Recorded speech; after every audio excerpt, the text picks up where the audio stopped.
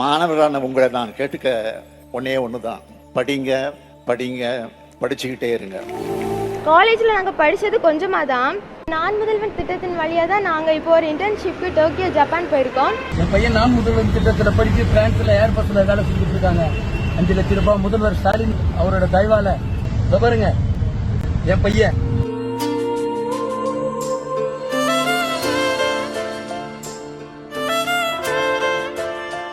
நம்மளோட கிராமப்புற மாணவர்கள் நான் முதல்வன் திட்டம் மூலமா இப்ப பாத்தீங்கன்னா மிகப்பெரிய ஒரு பதவி அடைய முடியும் அப்படின்றது நான் ஒரு எடுத்துக்காட்டா அமைஞ்சிருக்கேன். இப்ப நாங்க மலேசியா வந்திருக்கோம் ஃப்ரம் தி ஸ்கீம் ஆஃப் நான் முதல்வன். இந்த பயணத்துல எனக்கு ரொம்ப ரொம்ப உறுதுணையா இருந்தது நான் முதல்வன் ஸ்கீம், நம்மளோட தமிழ்நாடு கவர்மெண்டோடது.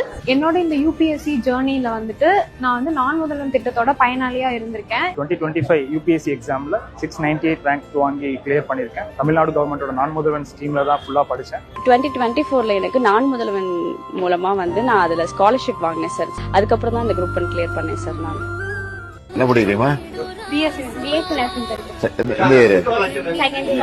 நல்லா படிக்குமா? நல்லா படி.